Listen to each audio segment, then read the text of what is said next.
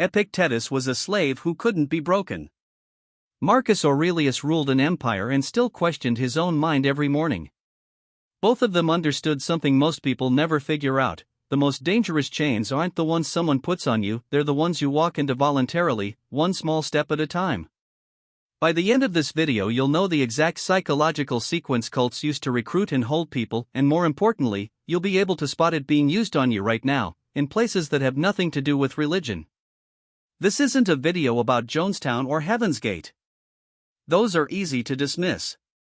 This is about the mechanics, the same step-by-step process that works on intelligent, skeptical, self-aware people. People exactly like you. If you've ever looked back at a relationship, a job, a political movement, or an online community and thought, how did I end up so deep in this video is the answer. The first move is never the real ask, it's a tiny yes designed to rewire your self-image. In 1966, psychologists Friedman and Fraser went door to door in a California suburb asking homeowners to put a small 3-inch drive safely sign in their window.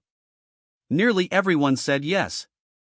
2 weeks later, a different researcher came back and asked them to install a massive, ugly billboard in their front yard that read "Drive carefully." The people who'd agreed to the small sign were almost 4 times more likely to say yes to the billboard. They'd already decided they were the kind of person who cares about road safety. The billboard was just acting consistently with who they now believed themselves to be. Psychologists call this the foot-in-the-door effect. Every small yes updates your internal story about who you are. Cults don't start with "give us your money and cut off your family." They start with "come to a free dinner." Then a weekend retreat. Then a volunteer shift. Each step is small enough to accept, but it's not about the step, it's about the identity you're quietly building. By the time the real demands arrive, you're not being asked to do something extreme. You're being asked to keep being yourself. Love bombing is a weapon disguised as belonging. Robert Cialdini documented how the Moonies, the Unification Church, operated on college campuses in the 1970s. A student would be invited to a communal dinner. Warm, welcoming strangers. Laughter. A sense that these people genuinely see you. No pressure, no doctrine. Just radical acceptance. For a young man who feels invisible, the quiet introvert, the guy who moved to a new city and hasn't found his people, the dinner is a drug. The follow-up invite feels natural. Of course you go back. Why wouldn't you? These are your friends now. Humans are wired for tribal belonging. Nietzsche understood this. He called the herd instinct one of the most powerful forces in human psychology, and he wasn't wrong. When a group floods you with warmth and acceptance early on, your brain codes them as safe. It releases oxytocin. It lowers your critical faculties. The technical term is love bombing, and it works because it exploits something real: the genuine human need to be known and accepted. The trap is that the warmth isn't unconditional, it's a deposit that will later be called in. Isolation is the kill shot, and it always comes after you're already in. Jim Jones didn't move his congregation to Jonestown in Guyana on day one. By the time he asked people to relocate to the jungle, they had already been attending People's Temple for years. They'd been encouraged to donate money, which created sunk cost. They'd been praised for cutting ties with skeptical family members who didn't understand. Their social world had quietly become the church. Moving to Guyana wasn't a leap. It felt like the next logical step. The people who went weren't stupid or weak. They were people who had been systematically moved away from every external reference point that could have told them this was wrong. This is what Viktor Frankl would recognize as the destruction of meaning anchors. When you strip someone of their outside relationships, their financial independence, their access to conflicting information, you don't just limit their options, you eliminate their ability to reality test. You become their only mirror. Whatever you reflect back to them, they believe, because there's nothing else to check it against. Isolation doesn't happen in one conversation. It happens in 100 small moments where the group is praised and outsiders are subtly discredited. Sunk cost keeps people locked in long after they've seen behind the curtain. Kierkegaard wrote about the anxiety of commitment, the dread that comes from realizing you've already chosen a path, and reversing it means admitting you were wrong.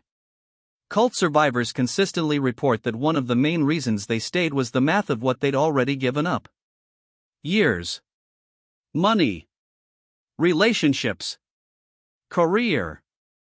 If they left, all of that became a waste.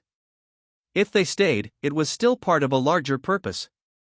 The mind will perform extraordinary gymnastics to avoid the conclusion that the sacrifice was for nothing. This is the sunk cost fallacy weaponized. Every demand the group makes, your time, your money, your relationships, isn't just resource extraction. It's an investment in your own captivity. The more you give, the more psychologically expensive leaving becomes. Smart organizations know this intuitively. That's why military boot camp is designed to be brutal, not just to train soldiers, but to create a bond between the individual and the institution that is paid for in suffering. The same mechanic, different context. The doctrine is designed to be unfalsifiable, which means your critical mind becomes an enemy. George Orwell didn't write 1984 as fiction about a distant future. He wrote it as a manual for how thought control actually works. The concept of doublethink, holding two contradictory beliefs simultaneously and finding both true, sounds absurd until you watch it happen in real time. When a cult prophecy fails, true believers don't leave. Studies by Leon Festinger in the 1950s showed that when a doomsday group's predicted apocalypse didn't arrive, the members didn't abandon the belief, they recruited harder. The failure became proof of their special mission to spread the word. Camus called the demand for absolute certainty in an uncertain world the absurd. Cult doctrine exploits this need. It builds a closed loop where every piece of contradictory evidence is reframed as a test of faith, an attack from enemies, or proof that you haven't understood deeply enough yet. Your doubt isn't legitimate, it's a spiritual problem. Your critical thinking isn't an asset, it's a flaw to be corrected. Once you accept that your own judgment is suspect, you've handed over the keys. This is the final architecture of control, not force, not even deception, but getting you to distrust your own mind more than you distrust the group. Here's what you need to carry with you. First, watch for the small yes.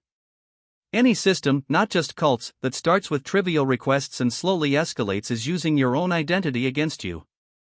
Second, warmth is not the same as safety. Love bombing feels like belonging, but it comes with a price tag written in invisible ink. When acceptance is unconditional at the start and conditional later, that's a mechanism, not a relationship.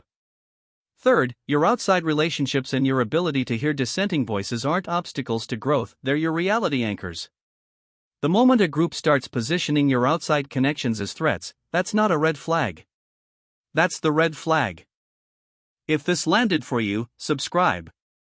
We drop one of these every Tuesday and Friday, no filler, no fluff. Just the psychological and philosophical frameworks that actually help you understand what's happening in the world and in your own head.